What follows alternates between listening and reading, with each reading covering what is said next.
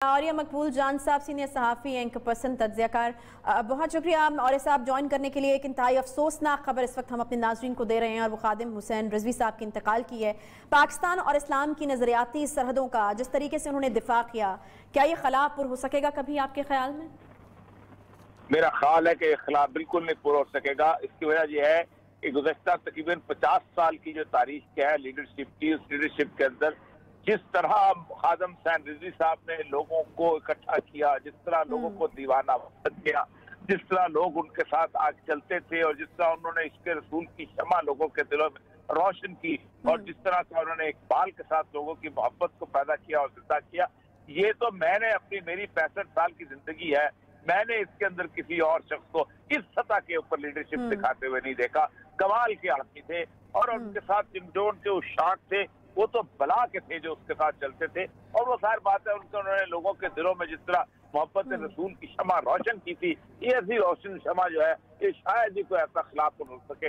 मुझे तो दूर दूर तक कोई चीज ऐसी नजर नहीं आती। अल्लाह ताला उनकी बरकत से और उनकी उससे पैदा कर दे, लेकिन ऐसा शख्स जो है अब दूर दूर तक नजर नहीं आता।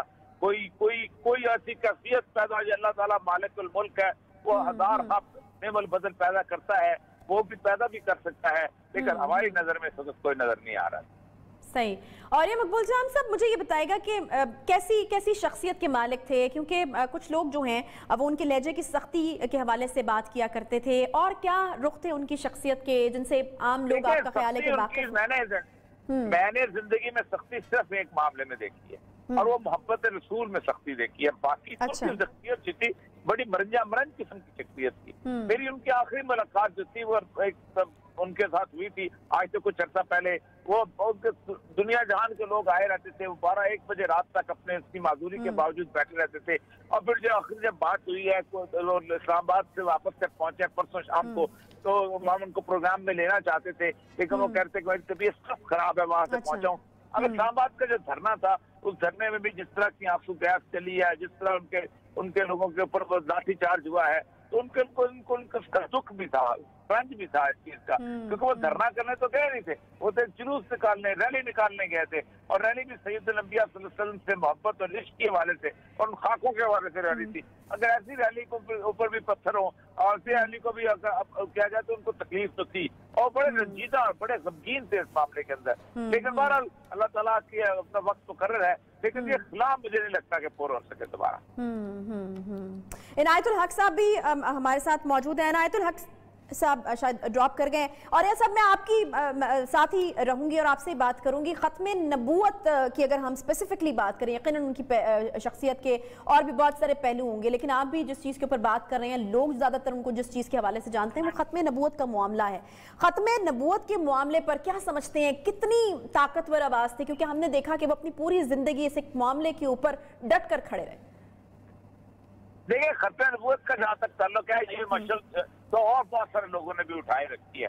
ये शाह बुखारी के जमाने से चली आ रही है। फिर उसके बाद पीर मेहर अली शाह साहब जो थे वो उसके मशर बरदार थे। फिर 74 के अंदर पूरी की पूरी एक तहरीक थी जिन्होंने कादियानियों को गैर मुस्लिम अक़लियत करार दिया था।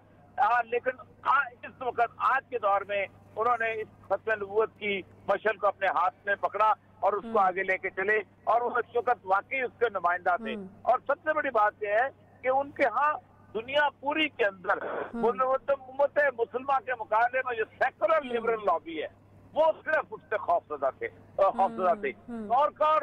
किसी शख्स को वो घास नहीं डालते थे, हर तरह की तौहीन करने को तैयार होते थे। लेकिन खादिम हुसैन रिजवी के मामले के अंदर जब उनको पता चलता था तो उनके पांव कांप जाते थे कि ये क्या हो गया है। ये असल में उनका बहुत बड़ा कमाल था जो उन्होंने रसूलुल्लाह सल्लल्लाहु अलैहि वसल्लम से मोहब्बत, उनसे इश्क और उनसे वारुस्तगी जो है वो आम आदमी के दिलों में जज्बा कर दी थी, और जिससे रसूलुल्लाह सल्लल्लाहु अलैहि वसल्लम की तौहीन करने वाले जो थे वो खौफ से कांपते थे। और ये मकबूल जान साहब, आपका भी बड़ा ही इज्जत और तकरीम का रिश्ता जो है वो खादिम हुसैन रिजवी साहब के साथ रहा। अगर मैं आपको कहूँ कि कोई उनकी शख्सियत का ऐसा पहलू हमें बताइए या हमसे शेयर कीजिए, जो कि शख्सियत का कोई ऐसा पहलू आप हमें बताइए जिसकी वजह से आप उनसे बहुत ज्यादा मुतासर थे। देखिए, अमूमन होता यह है कि लोगों की औलादें, लोगों के बच्चे जो हैं وہ عموماً ایسے باپ جو کہ جدوجہد کرنے والا ہوتا ہے اس کے ساتھ نہیں چلتے، لیکن خادم حسین رضوی صاحب کے بیٹے، ان کی بیٹیاں، سارے کے سارے جو تھے اپنے والد اور 1.5 مرلے کے مکان میں ساری زندگی گزار دی، نہ کوئی گاڑی، نہ کوئی گھر، نہ کوئی بنگلہ، نہ کوئی اور چیز، یہ کمال کی چیز۔ تو میں آپ کو ایک بات شیئر کروں کہ کتنا بڑے لوگ ہیں، صلاح الدین ہے، اقبال صلاح الدین ہے، یہ ہم بہت شکریہ عاریہ مقبول جان صاحب۔ عاریہ مقبول جان صاحب خادم حسین رضوی صاحب کی شخصیت کے پہلو ہیں، ان کے اوپر روشنی ڈال رہے تھے۔ پیر سید الحسن نے ہمیں جوائن کیا ہے، صوبائی وزیر ہیں مذہبی امور اور اوقاف پنجاب کے۔ بہت شکریہ پیر صاحب پروگرام میں جوائن کرنے کے لیے۔ ایک بڑی افسوسناک خبر ہم اپنے ناظرین کو دے رہے ہیں، اور بڑا افسوس ہے دل کو اس وقت اس خبر کا کہ تحریک لبیک پاکستان کے سربراہ خادم حسین رضوی صاحب جو ہیں وہ انتقال کر گئے ہیں۔ کیا کہیں گے آپ ان کے بارے میں؟ انا للہ و انا الیہ راجعون۔ میں ابھی ہی سن رہا ہوں، بڑی دکھ بھی لگا ہے ان کے جانے کا۔ وہ ایک بہت بڑی ان کی ایک اس حوالے سے جو ایک عشق رسول اللہ صلی اللہ علیہ وسلم کے حوالے سے ان میں ایک شدت تھی، اور بالکل محبت رسول کے حوالے سے ایسے ہی ہونا چاہیے۔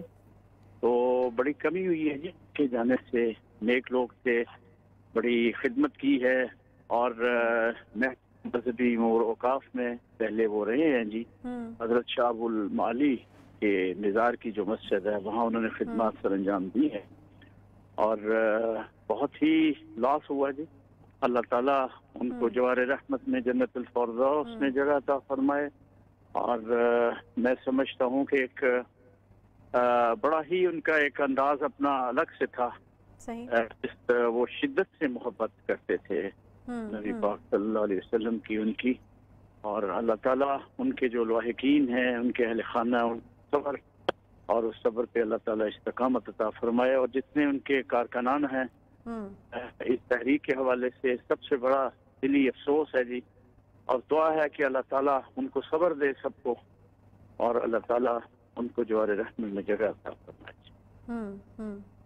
پیر صاحب، آپ کی کوئی پرسنل ملاقات ان سے رہی ہے، یا ان کی شخصیت کے جو پہلو جن سے جو آپ کی نظروں کے سامنے رہے ہوں یا آپ کی نظروں سے گزرے ہوں، کچھ سٹانس ان کے ایسے تھے جس کے اوپر وہ بڑا ڈٹ جایا کرتے تھے؟ ختم نبوت کا ایک معاملہ بڑا اہم معاملہ ہے جس کے اوپر پوری زندگی اگر ہم ان کی دیکھیں تو انہوں نے اس کے اوپر ڈٹ کر گزاری ہے، اور اس کے اوپر کوئی دوسری رائے جو ہے وہ ان کے لیے بالکل اہمیت نہیں رکھتی تھی، اور وہ اس کے اوپر ڈٹ کر کھڑے ہو جایا کرتے تھے۔ جی بالکل، آپ نے صحیح فرمایا ہے کہ وہ ختم نبوت کے حوالے سے جو ایک موومنٹ تھی اس میں وہ پیش تھے، اور ایک بڑی ان کی خدمات ہیں جی۔ اس حوالے سے میں سمجھتا ہوں کہ ان کی ایک بہت زبردست لائن تھی، اس حوالے سے ایک بڑا ان کا ایک انداز تھا، الگ سے تھا ایک نا، جو کہ ایک مسلمان میں ایک مومن میں ہونی چاہیے، ایک حضور صلی اللہ علیہ وسلم کی محبت کے بارے میں، ختم نبوت کے حوالے سے ایک ان کا ایک انداز ہے، وہ ایک اپنا الگ سے ہے، اور میں سمجھتا ہوں کہ ان کے جانے سے بڑی کمی ہوئی ہے جی، بڑی رونق تھی ان کی، ماشاءاللہ۔